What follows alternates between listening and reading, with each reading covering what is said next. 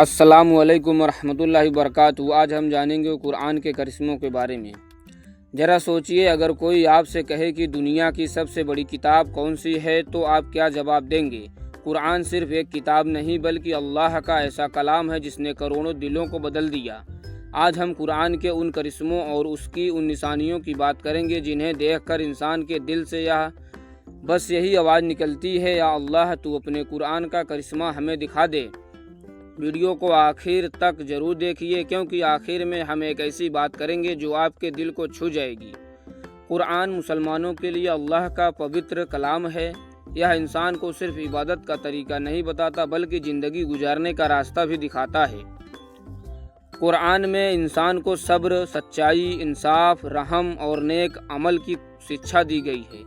جب کوئی انسان پریشان ہوتا ہے اور سچے دل سے قرآن کی تلاوت سنتا ہے تو اس کے دل کو سکون ملتا ہے۔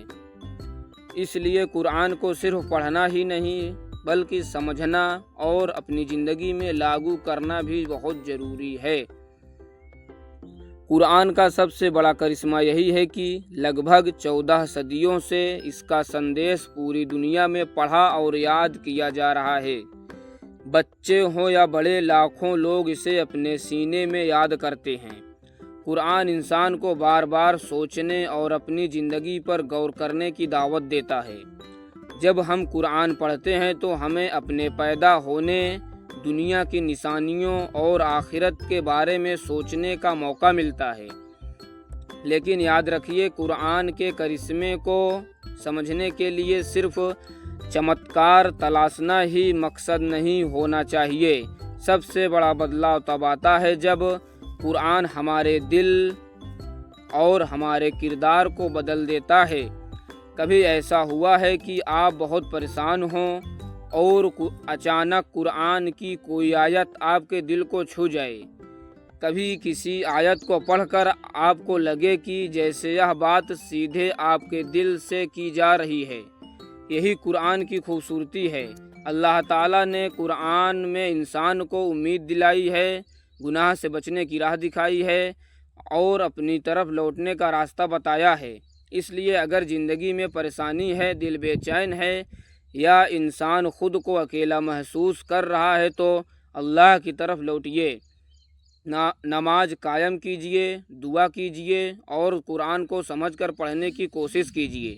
میرے بھائیوں اور بہنوں، قرآن کا اصلی کرشمہ ہماری زندگی میں تب دکھائی دے گا جب ہم اس کے سندیش کو اپنی زندگی کا حصہ بنائیں گے۔